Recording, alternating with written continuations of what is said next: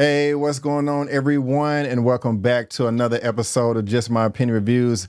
Guys, this is Reacher Season 3, Episode 7, titled LH Story. Lamont, this episode had a lot of feelings, it had a lot of emotions, it had a lot of drama, but I liked it, man, and I'm pretty sure you got your jokes. You were right about a number of things. I know we were trying to predict when Reacher and Dark Hair Duffy was going to get together. And she just couldn't wait, bro. She was like, hey, I need you to make me feel better. Come here right now. I enjoyed the episode, man. It ended on a cliffhanger. We only have one episode left. I have so many questions to ask you. Are they going to smash one more time? What is the fight going to be like between Reacher and Polly? Because we know we have to see that. Is Beck going to live, or is he going to die? Is Quinn going to face justice or escape? What did you think about the episode? Let me have it. You can address anything you want. Let's go, sir. Let's go. Well, ladies and gentlemen, y'all always swear that all my mind is ever on is when somebody gonna get their booty cheeks clapped. And that is because that's what's on the minds of the writers. Reacher finally clapped them cheeks, ladies and gentlemen. And not only did he clap them, he power slammed them. See, that's one reason why us men work out so hard, so that y'all can feel our thunder from down under. Oh, my goodness But gracious. overall, I enjoyed the episode. They went to LA. It was like a little vacation. They went and got a middleman who was integral to everything that was going on with Beck, tying pieces together. And I like how this is shaping up. And that cliffhanger at the end was a doozy. But I'm also glad that we're about to get my girl back into this whole thing because we needed to see her get involved. You talking about Niggly? Oh, you know it. Right. You know it. I love her, man. I love her. I like that Niggly brought up the protege that you were speaking of, Miss Dime Piece Dominique, is a fan favorite of ours. I loved her, man, and she also loved your interview that you had with her, guys. We're going to be dropping that pretty soon, and I'm pretty excited for all you guys to check that out right there. She's really, really lovely. If you did see episode 4, that's where she made her debut. And so I'm going to plug this at the end just a little bit more, but you guys can wait for that right there. But the inclusion of Niggly in this episode was a highlight for me because she not only did bring up Miss Dominique here, Miss Cole, the sergeant, is saying, hey, I didn't know your old protege, but I know how you feel about her. And then Reacher responded and was like, well, yes, I did care about her and I care about you just as much, if not the same. I thought that was beautiful, intensified their relationship, going to make them closer. And that's just going to be leading into Niggly's spinoff show later on this year, next year, or whenever. And of course, we know that Reacher is going to be popping up in that. And that's just going to be super dope. But also with Niggly, I like that she was with the rest of the team. This whole time she was either by herself or talking to Reacher over the phone. But now they in the hotel room, motel, eating some Whataburger or whatever it was, trying to put together this plan. And they go off in the back room, have a conversation like, okay, this is our team right here. I know the stakes. Let's do this. I love it, love it, love it. It is really just building up to this epic climactic final episode 8 that we're going to get next week. And I can't wait, Lamont. I cannot wait. You have any commentary there, sir? I just like the way they handled Reacher is so smart. Oftentimes when you see a character of his physical stature, you don't tend to associate that with smarts. You tend to think that that's BA from the A-Team or the strong guy like the Hulk. You don't tend to think that the man can actually be calculating. And them going to get that gentleman in LA was as calculated as they come. And the way that they was able to manipulate him when he thought he was going to get away scot-free, chef kiss, man. I enjoyed it. And in terms of Beck, I'm seeing a turning in Beck. Okay. I'm seeing Beck, instead of, he knows he's wrong. And at this point in time, I think he's more on the side of, I want to save my son. I kind of don't care what happens to me as long as we can protect my son. And it's almost as if Beck was a small-time criminal And because his life and his life is on the balance right now, and his son's life is on the balance, something more important than him. It's almost like his character's starting to say, hey, maybe I need to work with whoever can help oppose Quinn. And I think that we're going to see that turning happen next episode with Beck. Question for you: is Beck going to live or die? Is he going to die or live? Because it was emotional, Lamont. You know, he was like, I'm sorry, I was a bad father. When your mom passed away, instead of pushing you away, I should have brought you in. Usually when they have these heart-to-heart moments and you're on the fence with the character, not because at one, you know, you thought that that the son was the ringleader, but we also wasn't sure if Beck was a part of it as well.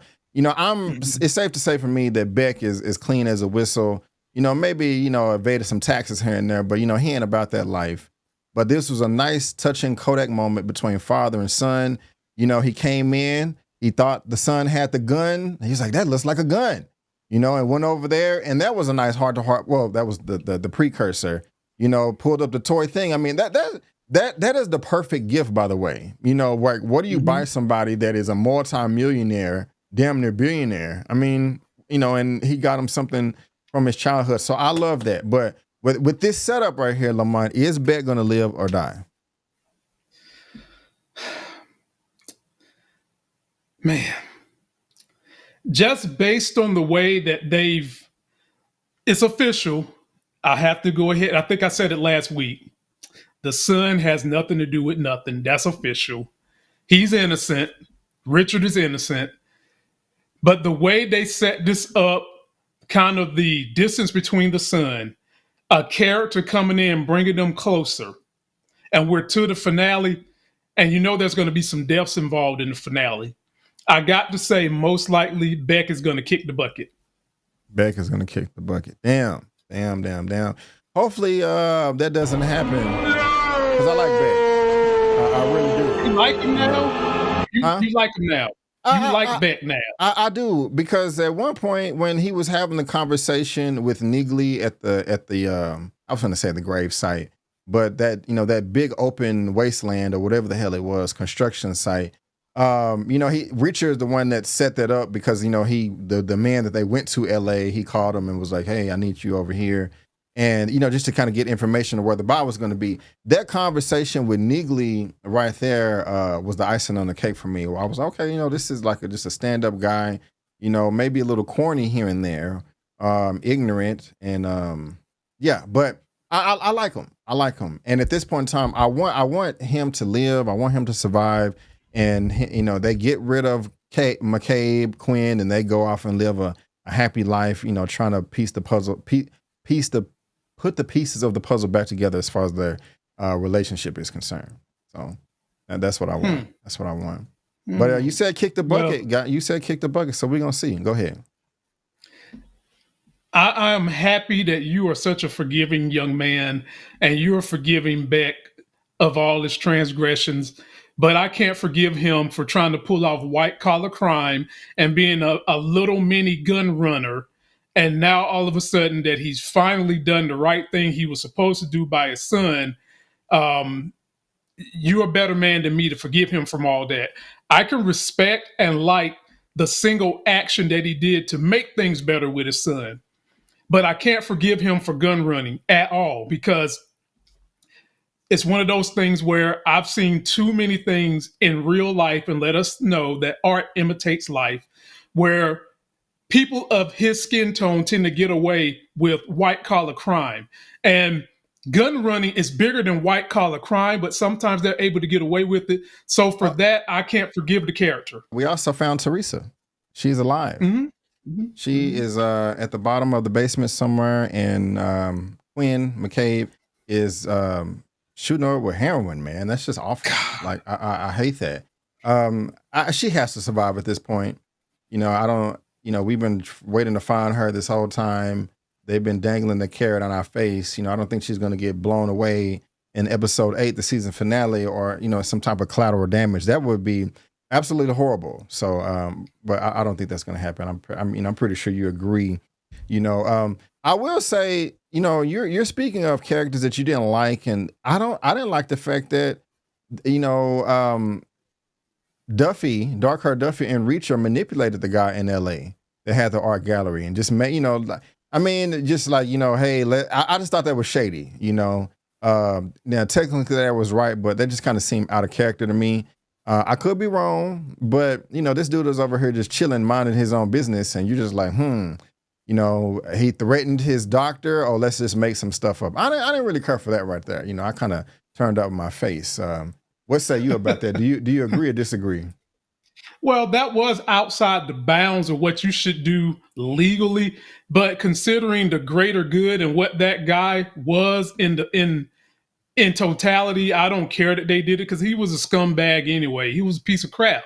So it doesn't matter to me that they got him like that. And if they wouldn't have been able to do that, they wouldn't have been able to uncover a greater international ring that also included human trafficking. It might have been one person, but that was still human trafficking that they was offering up as a sweetener to the people that they're doing arms with and deals with. So, hey, he needed to bite the bullet. He wasn't clean.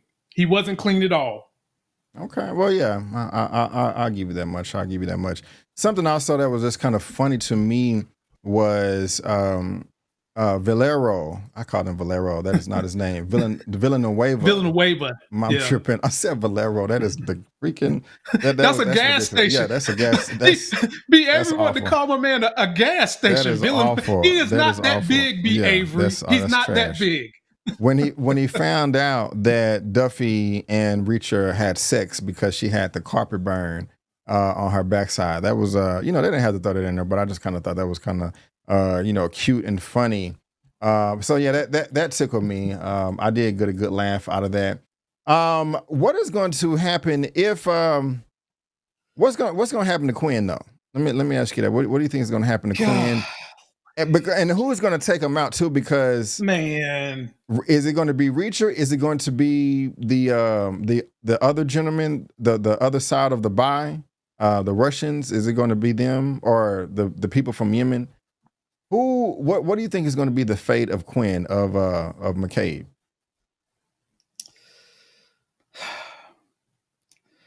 Oh man, golly, you would put me on the spot like this. Got to be more careful.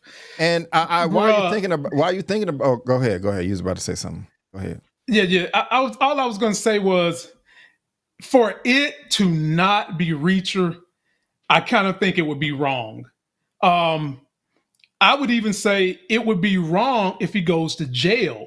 And now we know that they're going to wind up having to tell the higher authorities, and if they come in there and they don't take him, and they're not going to let Reacher kill him, and I think that there's no way that this series should end without Reacher doing it. But for some reason, B. Avery, I got a feeling Reacher's not going to get the justice he wants. Me personally, I would be okay if Richard did it, but how would Richard be able to get away with that if he were to take out Quinn? I don't know, man. Honestly, if I had to put money on it, I'm going to say it's one of three people, and I know I'm cheating, but I'm going to say either Richard's going to do it, the FBI or DHA is going to arrest him, or Reacher's going to kill him. Okay. Y'all let us know what y'all think. Y'all let us know what y'all think. Something else that I wanted to address. I know that we joked about it. Actually, no, I'm gonna come back to that in a second. Going back to Neagley, she found the guy that hired the henchman to murder her. Mm-hmm. She attacked him in front of her, in front of the crib. I do like that a lot. The confidence that she had. She had her gun right there, ready at her waist or her sternum. He even tried to maybe trick him, but like, you're gonna shoot me in front of the kids. She turned around and looked, but she still had her gun right there and ready. And also to hit them back steps, if he tried to run up and just pow, pow, pow, two to the chest, one in the head or whatever. So that was cool right there. Just like I said, her confidence and how she manipulated the situation. I really do like it, man. It's getting me excited about her show. Is Neagley, well, of course she gonna live because, she got a show coming or whatever. Right. But yeah, man, I do like her. I do like that. I'm pretty sure you agree. But What do you think about Duffy at the end saying that, hey, we want to bring in the ATF because this has to deal with guns. You know, we don't want our ass chewed out. If we don't tell somebody, you know, we gotta let them know we playing in their backyard. They lost an agent. We lost an agent. Reacher wasn't having it. What you think, man? What are your thoughts there? I'm on Reacher's side because Reacher know what time it is. I get why Duffy is trying to do it, but at the same time, for Reacher, this is extremely personal. This man took out what Reacher felt was the equivalent of a female Reacher in Dominique Cole. And if you bring those guys in, just like I said a few minutes ago, they're not gonna want to let Reacher take out Quinn. And furthermore, they might tell Reacher to sit his ass down. And I know they're going to tell Duffy to sit her ass down because she's been running this off the books because of her love, her passion for Teresa. So I'm with Reacher, man. I put my foot down too. I don't care how good the panty draws was. They want that damn good for justice. Right. And again, you brought up Miss Dominique Cole, and Lamont did an excellent job interviewing her recently. I think they talk a good 25, 30 minutes. So again, you guys stay tuned for that right there. It's going to be pretty dope right there. To be honest with you, Lamont, I'm not mad at the ATF. You know, given their position, like what they're, I mean, at least they said, okay, y'all can go and watch in the van and they'll allow Reacher to do that too. You know, they could have just been like, hey, y'all, you know, stay back. Y'all have nothing to do with this. But all of this was going on and they weren't brought in at all. I mean, I can't get mad at them. What were they supposed to do? You know? So, I mean, it's frustrating. I know. I mean, it's not like they're going to say, okay, Reacher, you can go in on point. And I mean, that's not realistic to me. But you disagree? Go ahead. I know, and I'm not saying because I have personal experience, I may or may not. When it comes to any of the alphabet boys, DEA, ATF, FBI, whenever they are allowed to bring down an international crime ring, there is a lot of leeway with confidential informants and other people that help bring the case together. Okay. They could easily got the intel from Reacher and Duffy, allowed them to come, let Reacher take out Quinn, and you still got those international douchebags that were trying to make the deals, and then you still got the guns and the money. A win-win for everybody if they wanted to do it. So I'm with Reacher. They done brought you this case on a silver platter. Show up, arrest the foreign douchebags, let Reacher take care of the guy that was trying to broker the deal, and y'all make off scot-free. Everybody happy. And then Duffy will get Teresa. Okay, but to clarify, I want to say I'm with Reacher too. All the way. If I had to pick one, I would pick Reacher's side. I would let Reacher get his way. I'm just saying I'm not mad at the ATF for the decision they made. You know what I'm saying? Given the circumstances and how they found out. Hey, just want to let you know there's a deal going down tonight in a few hours. A bunch of BS done happen, and we just not telling you. It's like, what the F? You know what I'm saying? So, I mean, that's just me. If y'all agree or disagree, let us know in the comment section. Now, I know we started this recap off as a joke as far as Dark-Haired Duffy and Reacher smashing, having sex, and Villanueva, a.k.a. Valero, finding out. How did we get there? What was the reason that she was happy and just like, I have to let this man hit this. I can't take it no more. It's because, you know, his dedication to Teresa, just saying, you know, hey, I ain't gonna lie to you. At the very beginning of this, it was just for Quinn. That's all I cared about. But I saw how you work. I saw your integrity, that you're a good person, that you 10 toes down. And since Teresa is important to you, she's now important to me. I like you professionally. I like you personally. And that was the icing on the cake that, you know, got her to, you know, drop them draws. Now, was Reacher being, my question to you is, was Reacher being genuine as far as his feelings is concerned and him expressing himself? Or was he just saying those things because he was, you know, trying to accomplish the mission and that he just felt that was the best route to take, and that Dark-Haired Duffy was just a tool and the sex was just, you know, some extra on the side that he didn't expect? when they leave, put some extra chicken nuggets in there. You're like, oh, I got an 8-piece instead of a 6 or whatever. What was he lying or was he keeping it real? Well, first of all, I don't know what the hell KFC you going to where they give you extra chicken.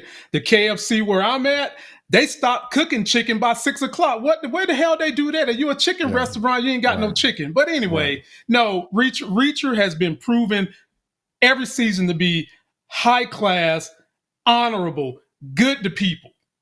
And this was all according to who he is. He's like a Captain America without the shield. So no, what he did was not to get the panty draws.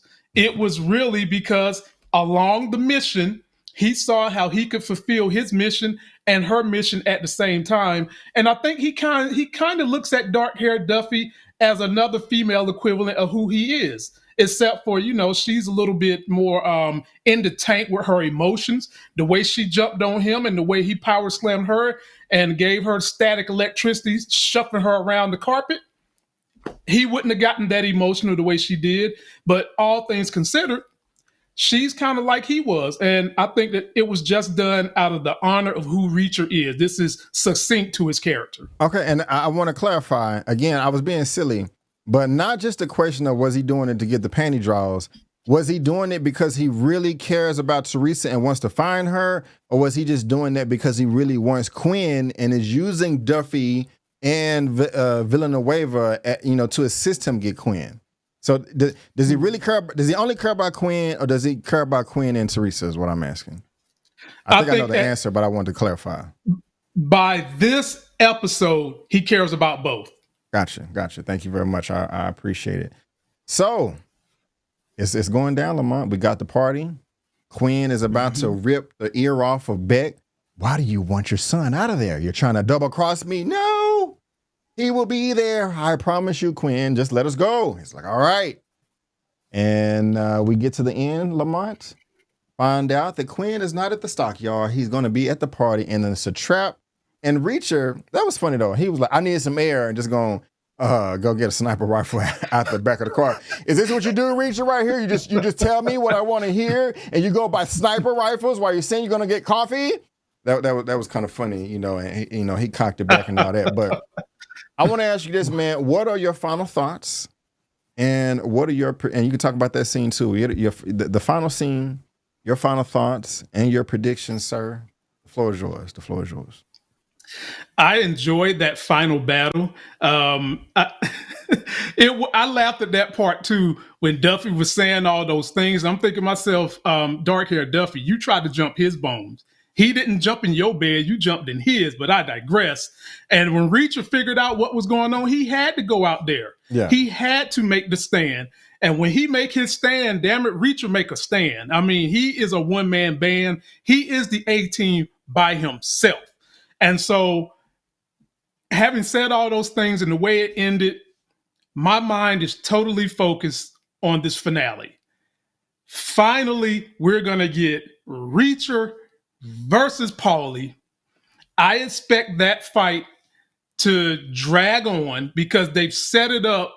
They've set this up from episode 1. So this can't be a one-hitter quitter. It can't be a one-hitter quitter. And I expect a couple of deaths this final episode. At this point in time, I don't think Villanueva is going to die. I think he's going to make it. Okay. I've already said I think Beck is going to probably kick the bucket, and it's up in the air with McCabe. I mean, I want Reacher to get him and whip them hind parts, but for some reason, I just got this feeling they're gonna arrest him and put him in custody, and the only way Reacher is going to be able to kill him is if he grab them while they transporting them, and maybe the ATF let them do that, considering that this is going to be a big drug bust. But I expect Neagley to be someone that's going to have to save the day in this next coming episode. They wouldn't bring her on for nothing. And ladies and gentlemen, I am here for it. All right, guys. Well, there you have it. Lamont, I like it, man. I like the final thoughts. I like the predictions. I think it's going down, and we're going to see. Really looking forward to talking to you about the fight, especially between Paulie and Reacher and Paulie, because we know it's happening. You know what I'm saying? I mean, it has to. That would be ridiculous if it didn't. But guys, make sure y'all come back same time, same place for the final finale. It's going down. So thank you so much for tuning in to our Reacher Season 3, Episode 7, LA Story. We really do appreciate it. Subscribe to Lamont's channel. Subscribe to my channel, okay? And again, guys, Lamont, he has a great interview coming up with Miss Dime Piece Dominique. Miss Dime Piece Dominique, that is her character's name. Mariah is the real name. It's going down, and I can't wait for you guys to check that out. But again, guys, we want to thank you so much for tuning in. And before you go, don't forget that I'm B. Avery. That's Lamont, and that's just our opinion. Peace out, and we'll see you next time. Subscribe. Subscribe. Yeah.